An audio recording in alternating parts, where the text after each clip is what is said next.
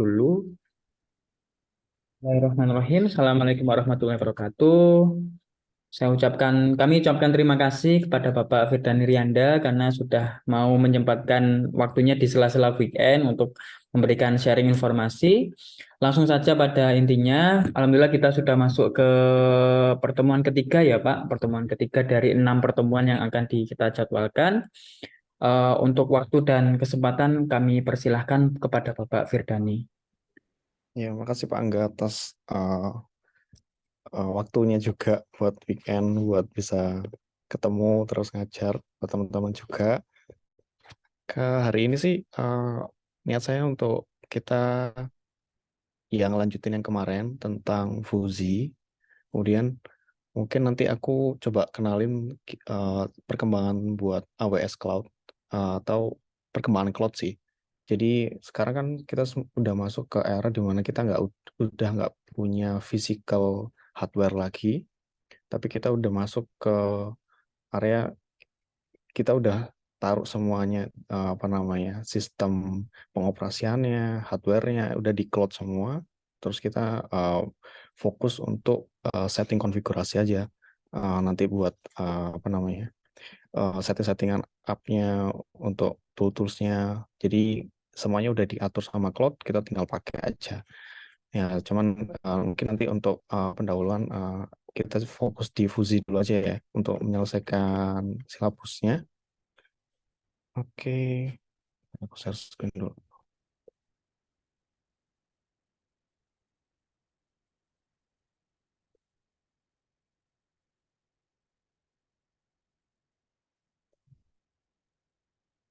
Ya, Assalamualaikum warahmatullahi wabarakatuh.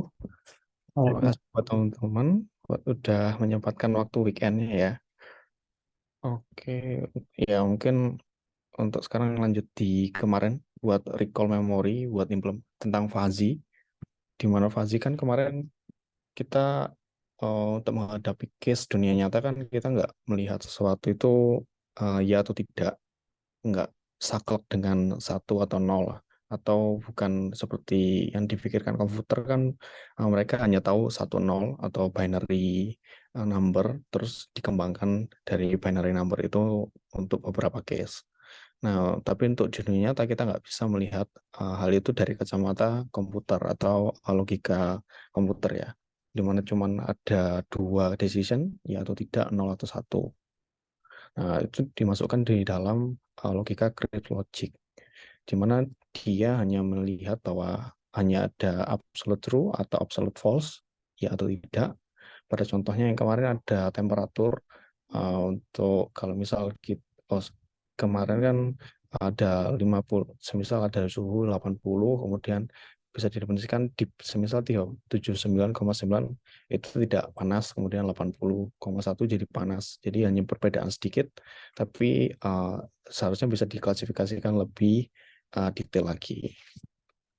Dan ada beberapa kategorinya juga. Ya, untuk kemudian lanjut ke keanggotaan dari logika Krebs ini. Kalau kita kan udah tahu bahwa ada true or false, 0 sampai 1. Kemudian dari keanggotaan ini, Krebs logic bisa gagal membedakan antara pada himpunan yang sama. Jadi misal antara 0 sampai 1, di situ kan ada gap ya, bisa 0,5, 0,7, dan jika menggunakan Krebs logic, dia tidak mengetahui titik di antara nilai tersebut, 0 sama 1. Kemudian problem yang terlalu kompleks juga akhirnya bisa didefinisikan secara tepat jika tidak menggunakan Crypto logic atau kita lakukan fusi. Oke. Kemudian mungkin ada dua jenis yang bisa saya uh, jelaskan hari ini itu tentang Fuji Sugeno sama Fuji Sukamoto. Jadi sama-sama O ya, tapi bukan Ajinomoto. Terus dari dua ini kita sebenarnya dari fungsi export system ini ada 4 proses yang dimana per proses ini uh, harus dilakukan atau step by stepnya. Yang dari 4 fungsi ini, yang pertama adalah kita melakukan fusifikasi atau di mana dari input yang sudah ada, nilai tersebut dilakukan perubahan nilai ke bentuk fuzzy. Kemudian ada rules atau inferensi, kemudian ada komposisi, kemudian didiversifikasi lagi, dikembalikan ke nilai Krebs tadi. Kemudian lalu untuk istilahnya bisa diperjelas di sini. Pada contoh di sini step by stepnya dari fuzzification kita mencari himpunan fuzzy dan penentuan derajat keanggotaan dari inputan yang kita punya atau dari Krebs, kemudian kita masukkan ke dalam sebuah himpunan. Nah, di sini masuk dalam kategori input dari kemudian dari fuzzy inputs dilakukan inferensi atau pengidentifikasian rules. Jadi misal kalau kita punya seorang pakar yang dia sudah tahu rules untuk menentukan suatu keputusan atau decision, nah dia kita masukkan di dalam proses rule evaluation. Lalu ada fuzzy output. Setelah ditemukan nilai dari fuzzy-nya, kemudian dibandingkan, di-compare dengan hasil rule evaluation-nya, mana dari rule itu yang kita perkirakan bakalan lebih mempunyai nilai confidence ya, atau output yang mempunyai nilai tinggi dari beberapa rules, kemudian didiversifikasi, nah kemudian dikembalikan ke nilai Krebs lagi atau perhitungan Krebs output. Oke, untuk yang pertama pengenalan model fuzzy Sugeno, ya bisa dibaca kalau dia bernama Michio Sugeno yang menemukan model ini, kemudian dia menjadikan namanya sebagai nama model yang menggunakan proses singleton atau sekali aja dari suatu fungsi keanggotaan dan consequence, dan pada titik tertentu mempunyai sebuah nilai dan nol di luar titik tersebut. Untuk lebih lanjut, seperti ini contohnya, Sugeno dia menggunakan konstanta atau fungsi matematika dari variabel input. Jadi ada nilai A, nilai B, dan terus kemudian ada nilai K sebagai output dari nilai A dan B. Jadi bisa didefinisikan jika kita punya X, Y, X and Y itu adalah A dan B, kemudian dia mengeluarkan output itu K, atau himpunan dari X, Y. Karena di sini dia menggunakan fungsi N atau dan. Nah, kemudian bisa dibaca dia menggunakan fungsi matematika. Kemudian di sini untuk rule evaluation-nya tadi, misal kita punya rules-nya dari output yang akan dikeluarkan dari fuzzy. Ya, di sini ada dua rules yang bisa diperhatikan. Di sini ada or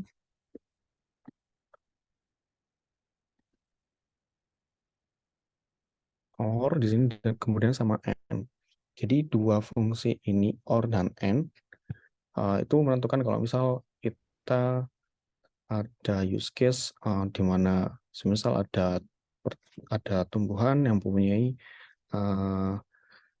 nilai untuk dia bisa tumbuh, misal dia membutuhkan kelembaban 60%, kemudian dia membutuhkan juga penyinaran dalam sehari itu mungkin 6 jam atau 7 jam, dia menggunakan fungsi N, karena dia membutuhkan dua variabel tadi untuk bisa tumbuh, grow. Jadi misal kalau OR ini fungsinya dia, misal hanya ada salah satu aja ya, misal kalau kita punya contoh, kita punya kendaraan A dan kendaraan transportasi umum atau kendaraan pribadi, kemudian kita hanya bisa memilih satu untuk keluar, misal.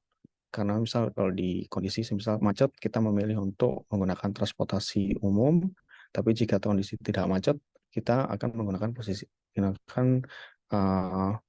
apa namanya, menggunakan mobil pribadi. Jadi fungsinya di sini yang membedakan antara OR dan AND untuk outputnya nilai Z itu ada di perhitungan matematika ini max.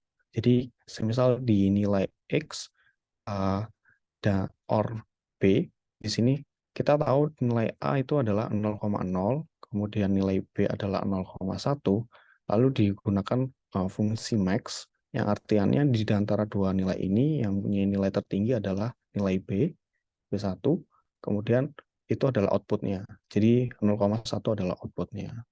Nah, kalau di AND, proses logic rules-nya dari 0,2 dan 0,7, nilai A2 dan B2, dia harus punya keluaran outputnya adalah means atau nilai terendah dari dua variabel tersebut, yaitu 0,2. Lalu ada yang straightforward, kayak misal jika if X adalah 0,5, maka keluarannya juga 0,5. Baik. Lalu setelah proses rules tadi, rule evaluation atau inferensi, itu selesai, kita lakukan diversifikasi. Diversifikasi di sini kita bakal menggunakan weighted average. Di mana rumusnya, di sini ada U K1 dikali K2, artiannya ini adalah perhitungan setiap rules-nya. Jadi K1, K2, K3, K4 ini adalah menunjukkan seberapa banyak rules yang ada di rule evaluation. Kayak misal di sini kita punya 3 rules. Jadi setiap perhitungan rules itu kita masukkan nilainya. K1, K2, K3. Nah, maka dari situ nanti dihitung totalnya, kemudian dibagi dengan nilai U ini. Nah, untuk contoh dari persoalannya untuk model Fujisugino, di sini kita punya soal misal untuk mengevaluasi kesehatan orang berdasarkan tinggi dan berat badannya. Jadi kita punya output tinggi dan berat badan, kemudian outputnya adalah kategori ini. Jadi sehat, ada sangat sehat dengan nilai indeksnya itu 0,8 atau bisa disingkat SS, kemudian sehat, dia punya indeks 0,6, kemudian agak sehat, indeks 0,4, kemudian tidak sehat, indeks 0,2. Ya, kemudian dari proses output tadi, kita punya fungsi keanggotaannya, cara menentukan kategori dari input yang kita punya, yaitu kategori tinggi tadi dan kategori berat, di mana di sini kurva yang digunakan adalah kurva trapesium. Jadi kita bakalan menemukan intersection nilai. Jika semisal di sini kan ada nilai 115 sampai 120, kemudian kita punya semisal 118, berarti dia harus menghitung dari perhitungan fusinya dari sangat pendek dan pendek. Nah, ini juga termasuk kategori input yang harus kita definisikan. Akan menggunakan kurva apa untuk jenis data yang kita punya. Salah satu di sini menggunakan trapezio. Kemudian untuk rules-nya, kita sudah punya rules-nya, rules difference-nya atau ya rules-nya. Kemudian di sini dari dua input tadi, berat dan tinggi, di sini bisa didefinisikan dari tabel confusion ke tabel confusion gini. Jadi jika kategorinya adalah sangat kurus, kemudian sangat pendek. Misal di sini kita lihat sangat pendek itu di angka 110 cm ya, atau 110 cm, kemudian dia sangat kurus, beratnya hanya 35 mungkin, dia kan sudah absolut dinilai 1 ya, berarti dia pasti sangat kurus dan sangat pendek. Lalu kita kembalikan ke tabel, dia sudah dimensikan sebagai sangat sangat sehat jika dia sangat pendek dan sangat kurus. Kebalikannya, misal dia sangat kurus dan dia sangat tinggi, berarti kan cungkring sekali ya. Nah, dia di sini bisa dikategorikan sebagai tidak sehat. Contohnya seperti itu. Lalu di role evaluation ini kita coba dengan persoalan.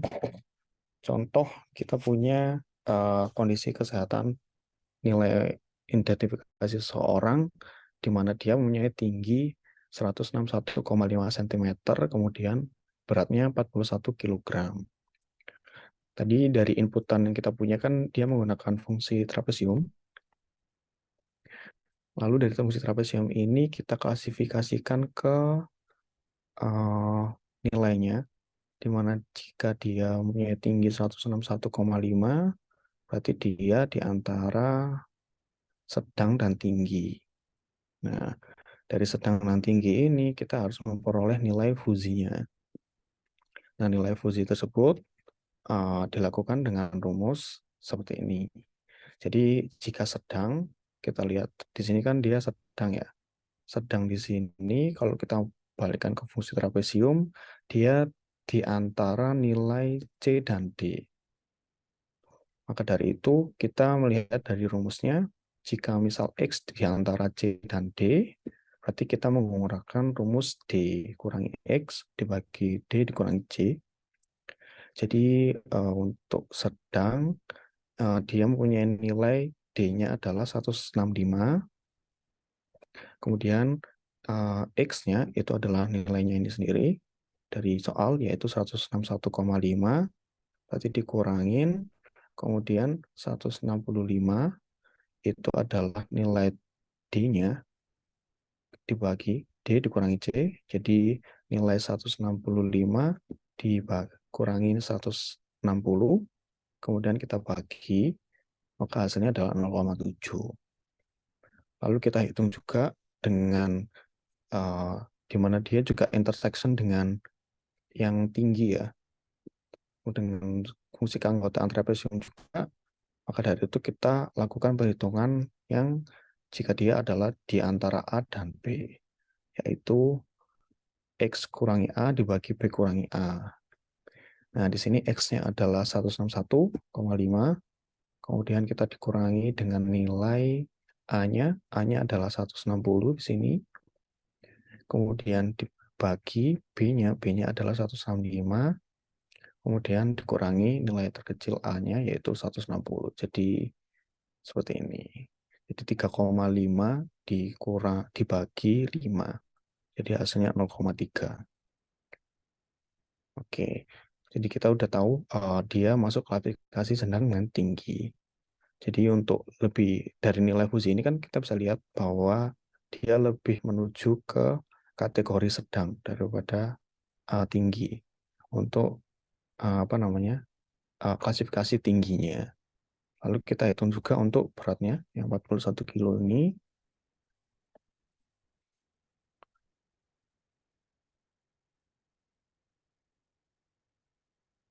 Ya, jadi kita hitung lagi guys.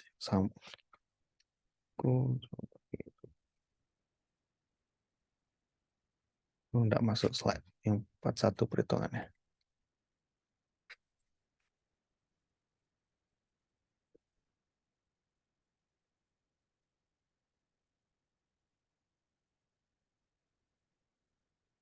Udah nggak apa-apa. Lalu nanti dihitung juga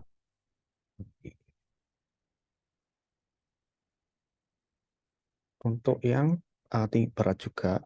Jadi setelah menemukan 0,7, 0,3, kita hitung juga yang berat. Untuk berat, kita ambil yang ini. Dia 41,5 ya. Jadi 41,5 itu diantara sangat kurus dan kurus. Lalu dilakukan perhitungan juga sama dengan fungsi keanggotaan trapesium. Lalu nanti ditemukan ini hasilnya. Kita kembalikan ke bentuk tabel. Tadi keluaran yang ada sangat sehat.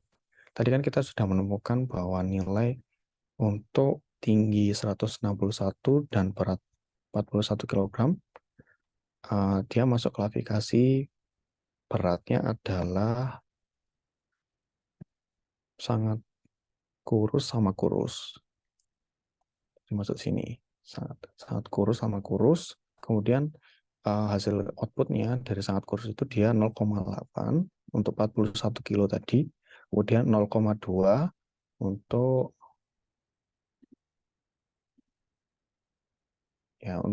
yang kurus. Jadi kita bisa lihat nilainya itu sebenarnya lebih berat di sangat kurus. Lalu untuk pendek tadi kan sudah dihitung juga, kategorinya dia masuk apa tadi? Pendek, sedang, dan tinggi. Jadi lebih ke sedang ya. Kategori tingginya 161. Lalu kita masukkan ke tabel, dapatkan hasil 0,7 dan 0,3. Lalu kita lihat di sini, kalau masuk tabel, dia masuk kategori AS, agak sehat, lalu sangat sehat, tidak sehat, dan sehat. Jadi karena kita sudah menemukan fusinya ya di antara dua nilai tadi, lalu masuk ke tabel, dia masuk kategori 4 ini. Nah, lalu kita perlu membobotkan juga nih dari kategori rule evaluation tadi, AS, SS, TS, sama S ini agak sehat, sangat sehat, tidak sehat, sehat. Nah, kita masukkan perhitungannya. Dia itu menggunakan fungsi N. Karena kalau sesuai dengan soal, dia kan menggunakan fungsi dan ya. Jadi menggunakan kalimat dan ya. Jadi kita menggunakan logika dan. Nah, dan tadi kalau kita lihat kan menggunakan uh, fungsi min ya. Jadi di antara dua nilai, mana yang paling kecil, dia yang ditaruh di uh, output nilainya. Nah, jadi misal 0,7 sama 0,8, kita lihat bahwa yang paling kecil adalah 0,7, kemudian dibandingkan juga 0,7 dan 0,2, mendapatkan hasil 0,2, kemudian ya dan seterusnya 0,3, 0,2. Jadi kita sudah punya pembobotan jika dimasukkan outputnya tadi untuk apa namanya kategori sehat. Lalu kita lakukan diversifikasi. Jadi kembalikan lagi nilainya tadi menuju Krips atau bisa menggunakan max method. Jadi ada dua metode, jadi bisa dicoba dua-duanya juga untuk outputnya. Nah, tadi kan kita dapat himpunan untuk kategori soal 191,5 cm untuk tingginya dan 41 buat beratnya itu adalah empat kategori ini. Tidak sehat, agak sehat, sehat, dan sangat sehat. Nah, lalu kita kategorikan yang tiga. Kalau kita lihat kembali TS di sini mempunyai nilai rulesnya adalah 0,3. Jadi kita masukkan di sini 0,3 untuk tidak sehat. Lalu agak sehat, dia masuk di 0,7 sama 0,8, berarti ngambil 0,7. Kemudian sangat sehat 0,2, terus sehat 0,2. Kemudian kalau kita masukkan ke dalam himpunan, dia bakal menunjukkan nilai seperti ini. 0,7, 0,3, 0,7, 0,2, 0,2. Lalu kalau ingin melihat langsung tanpa perhitungan, pakai max method, kita langsung tahu dia di kategori agak sehat. Karena menggunakan nilai tertinggi. Sementara untuk menggunakan centroid method atau weighted average tadi, jadi mencari beban rata-rata, kita nyari nilai di setiap outputnya, nanti dibagi, jadi menghasilkan rata-rata untuk pembobotannya. Ya, 0,3 ini kan kita lihat lagi, dia masuk kategori tidak sehat. 0,3 hasilnya adalah 0. Kemudian kita kalikan ke output kategori sehat yang sudah didefinisikan, yaitu 0,2. Nah, jadi kita samakan 0 tidak sehat menilai 0,3, kemudian kita masukkan ke output kategori tidak sehat juga, berarti 0,2, lalu kita kalikan. Samakan dengan kategori yang lain, kemudian ditambah, lakukan perkalian juga, agak sehat, itu indeksnya 0,4, kemudian kita kali dengan hasil rule evaluation tadi, 0,7. Nah, kemudian kita jumlahkan semua dibagi dengan himpunan. Nilai himpunannya yaitu 0,3, 0,7, 0,2, 0,2. Lalu ditemukan dia masuk di nilai 0,4429. Kalau kita lihat di output kategori sehat, dia masuk kondisi agak sehat ya. Paling mendekatinya adalah agak sehat di 0,4. Ini contoh model Fuji Sugino. Lalu ada lagi model yang lain, yaitu model Fuji Tsukamoto. Kalau di model Fuji Tsukamoto ini, kalau kita bisa lihat, dia pakai menggunakan kalimat if kemudian keluar then. Nah, kalau yang tadi kan kita menggunakan uh, and ya, and or atau bisa langsung forward, langsung jika nilai x maka keluarannya langsung x gitu juga nilainya. Nah, pada contoh kayak persoalan seperti ini. Ini ada pabrik elektronik yang dapat berhasil mencapai permintaan terbesar sebanyak 5.000 barang per hari.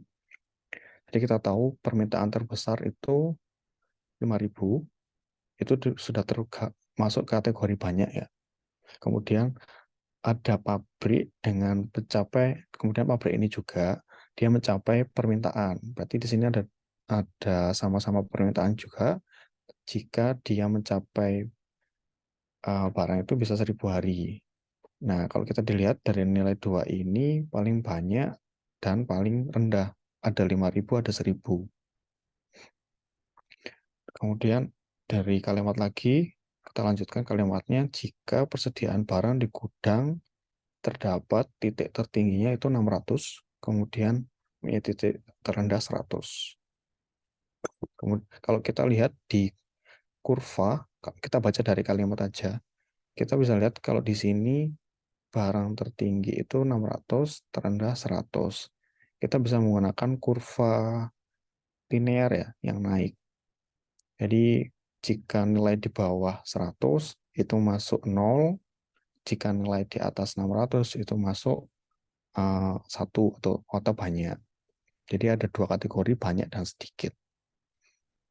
Lalu lanjut lagi, ternyata pabrik ini punya keterbatasan untuk memproduksi barang maksimum 7.000. Jadi ada 3 variabel ya. Permintaan, kemudian ada persediaan, kemudian ada produksi. Jadi permintaan, persediaan, produksi, 3 variabel. Kemudian untuk data tersebut, dia punya maksimum 7.000 barang per hari, lalu punya minimal untuk produksinya adalah 2.000 barang per hari. Lalu kita coba uh, masukkan persoalan di sini. Ini kan apa namanya pengetahuannya ya, tentang soal, lalu ada rules-nya. Nah, rules-nya itu jika permintaan ada 4 rules di sini. Jika permintaan banyak dan persediaan banyak, maka produksi barang itu bertambah. Dan jika permintaan sedikit dan persediaan sedikit, otomatis produksi barang inginnya berkurang. Lalu logika yang lain, jika permintaan sedikit dan persediaan banyak, kita ingin produksi tetap berkurang karena permintaan sedikit. Kemudian jika permintaan banyak dan persediaan sedikit, kita melakukan produksi bertambah. Nah, contoh soal di sini, misal kita punya ada barang elektronik yang harus diproduksi pada pabrik itu, permintaannya sebanyak 4.000 barang dan persediaan di gudang masih 300. Nah, kita masukkan kalau permintaannya itu 400, kemudian persediaannya 300, ini kita klasifikasikan yang mana nih? Apakah 4.000 ini masuk kategori yang mana? Dan 300 ini masuk kategori yang mana untuk persediaan? Nah, lalu kita coba penyelesaian dari soal tadi kan ada banyak dan sedikit.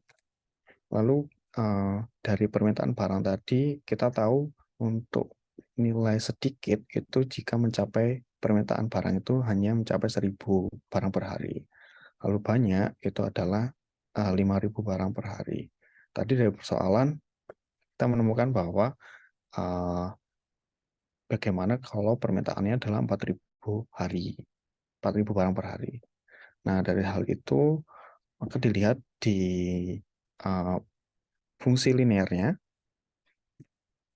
seperti ini. Jadi untuk fungsi linear kan nilai ini rumusnya ya, nggak masukin rumusnya ya. Oke. Jadi rumusnya kan kita harus nyari rumus di antara nilai sedikit dan banyak ini ya.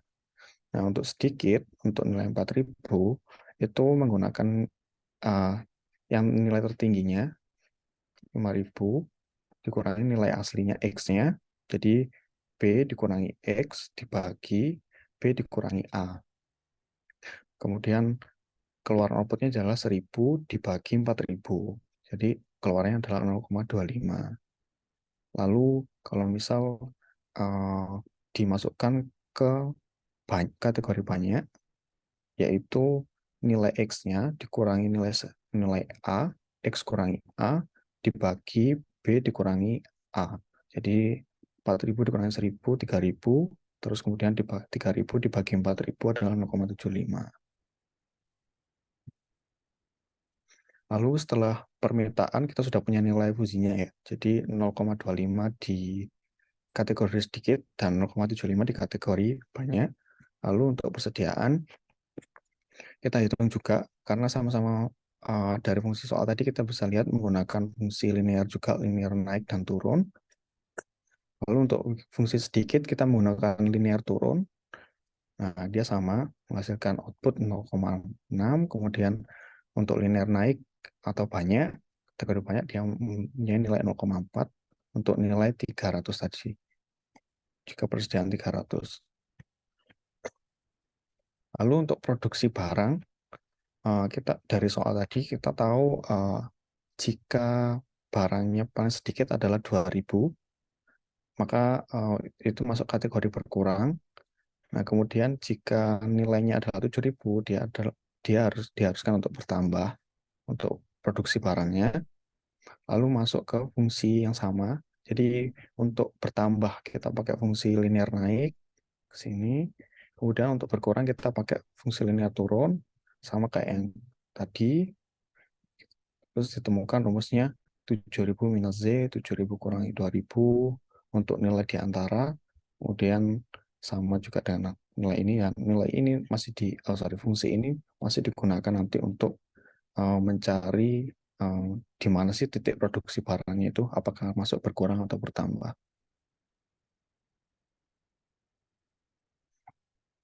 Ini lebih mudah dari Excel ini.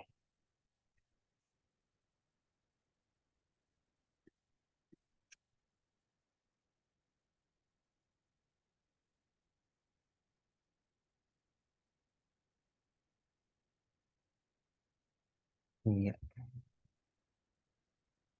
Ini tadi produksi.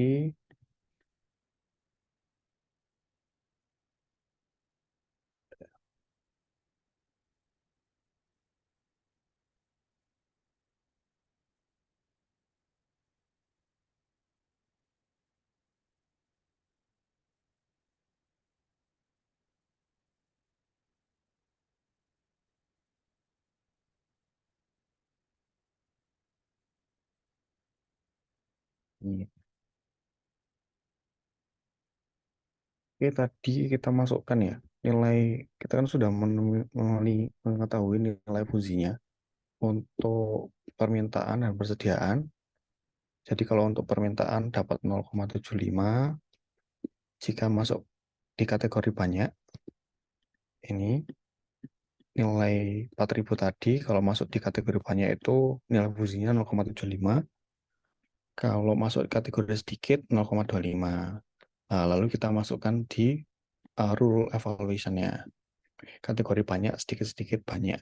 Ya, berarti di R1 ini, jika permintaan banyak dan persediaan banyak, maka produksi bertambah. Maka kita menggunakan kategori banyak ya. Untuk nilai 4.000, untuk banyak dia difusifikasikan menjadi 0,75. Kemudian untuk persediaan, menggunakan banyak juga, kita ambil 0,4, berarti kita masukkan ke sini. Nah, lalu kita menggunakan rumus A predikat, di mana tadi kan kita menggunakan fungsi N ya. Kalau logikanya N, maka kita mencari nilai minimum. Nilai minimumnya antara dua input, yaitu 0,75 0,4 adalah 0,4. Lalu kita masukkan ke rumus. Nah, di sini rumusnya, balik ke slide, itu sebenarnya kita masukkan di antara. Jadi 7.000 kurangi Z dibagi 7.000 kurangi 2.000, karena kita nggak tahu nilainya ada di lebih atau di kurang ya. Jadi kita masukkan di nilai tengah-tengah. 7.000 minus Z, 7.000 kurangi 2.000. Lalu hasilnya, perhitungannya 7.000, harus matematika nih.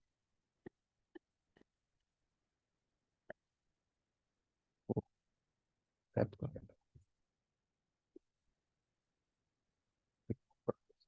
dibagi,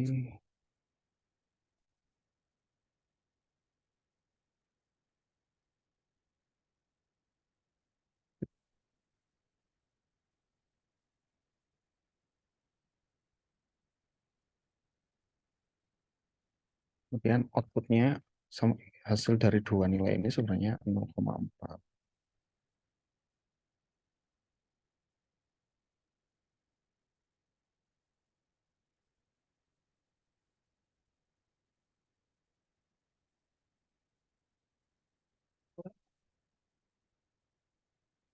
Nah, terus kita coba hitung ya, ini berarti 7.000 kurangi Z dibagi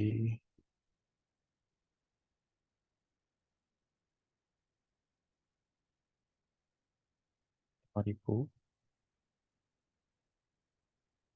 sini masih 0,4. Kalau kita balik, jadi ini kan dibagi ya. Lalu kita balik di sama dengan, jadi dia bakalan masuk ke nilai 0,4. Kita tetap taruh 7.000 dibagi Z, persamaannya, kemudian 5.000 kita pindahkan ke sisi 0,4. Jadi 0,4 dikali, karena di sini bagi, berarti kalau kita pindahkan kan dia jadi kali ya. Itu 0,4 kali 5.000,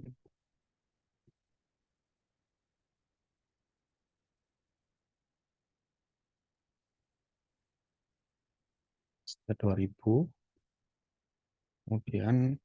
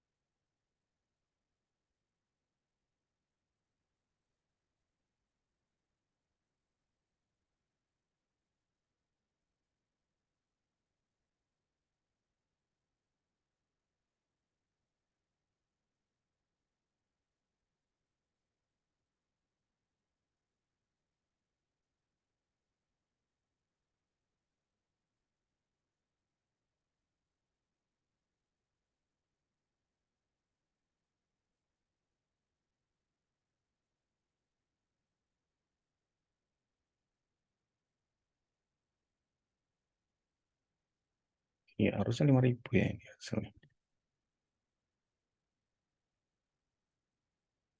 Oke, nanti keluar hasilnya, output Z-nya dari perhitungan.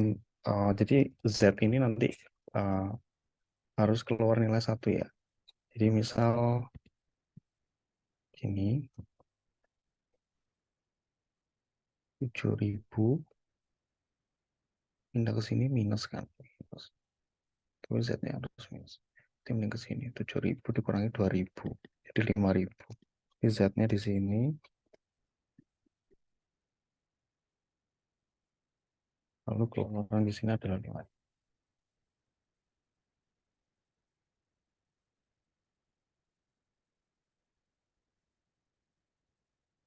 Iya, coba perhitungan yang lain sih.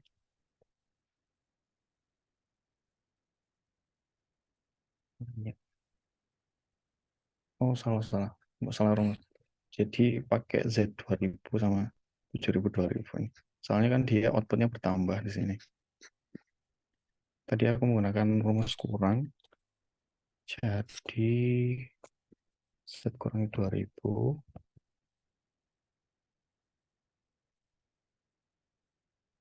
Kemudian menggunakan 7000. Ini 2000.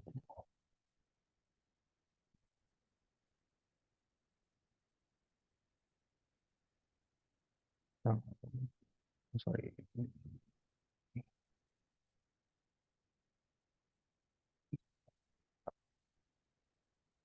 Oke, terus sini Z minus 2000 dibagi 5000, lalu 4 dikali 5000. Nah, kita pindahkan ke sisi yang lain dari sama dengannya.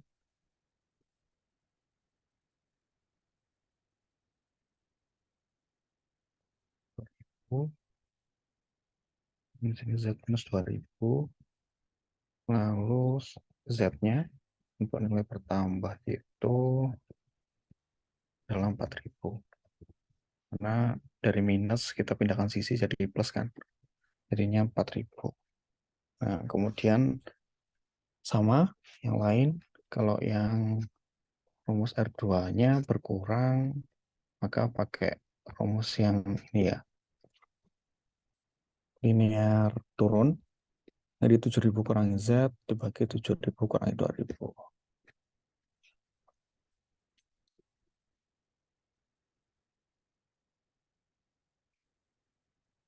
Terus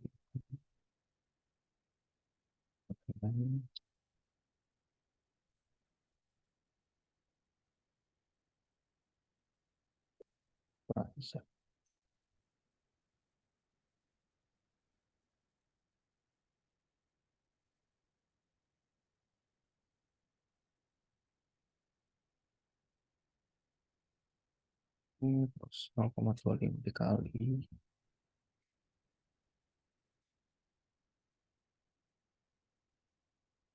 kali 5000.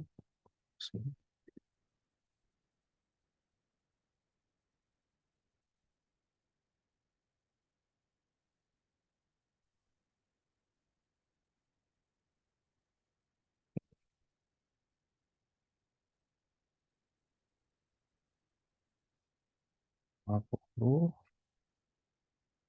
minus Z, jadi yang dipindahkan sisi ke sini adalah Z-nya, jadi nggak minus, jadi 7000 dikurangi 1250.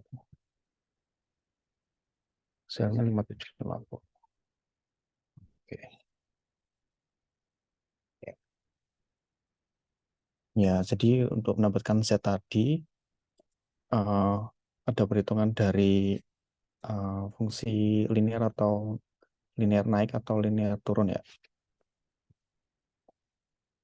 Oke, lalu ada perhitungan A predikat dikali Z hasil. Jadi di sini dari nilai A predikat tadi yang dapat nilai min 0,4 dikali 4000. Di produksinya kemungkinan dari rules-nya tadi dapatkan nilai sekian. Nah, kalau dimasukkan dari rules tadi,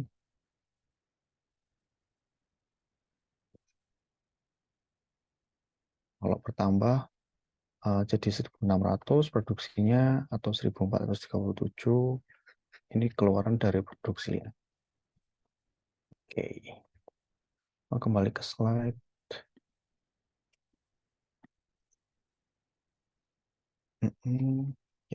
Ini kalau dimasukkan ke dalam tabel tadi nilai dari fusinya 0,4, 0,25, 0,6, 0,25, terus uh, hasil 4.000, 5.000 tadi bertambah berkurang untuk produksinya. Nah, lalu menggunakan uh, kayak weighted average juga yang tadi kita menggunakan di fusi apa tadi? Sugeno. Fusi Sugeno itu kan ada weighted average ya. Nah, di sini kita juga melakukan weighted average juga. Itu salah satunya. Nilai tadi, nilai min-nya dari 0,4 dikali nilai Z-nya, hasil Z, 4.000, kemudian kita samakan step output-nya 0,4 sama 4.000, 0,25 output-nya 5.750, lalu dikalikan perkalian, kemudian mendapatkan nilai segini. Jadi barang elektroniknya totalnya adalah yang harus diproduksi sebanyak 4.983. Tuh, ini uh, salah satu penggunaan metode fusi Sakamoto. Oke. Baik, dari sini ada yang mau ditanyain?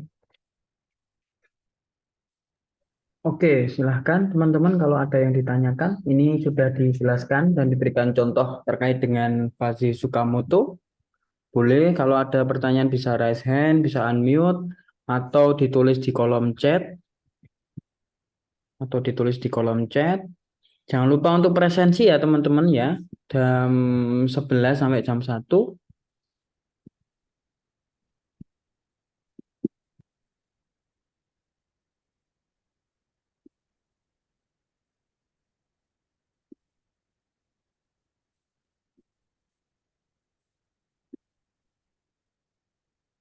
Oke, sepertinya belum Pak terkait dengan fase Sakamoto. Mm-mm. Eh, apakah akan dijelaskan terkait dengan fase Mamdani? Oh, enggak, Pak. Fuzi Mamdani saya belum lihat materinya. Oh, I see. Kayaknya dua ini dulu sih untuk sekarang.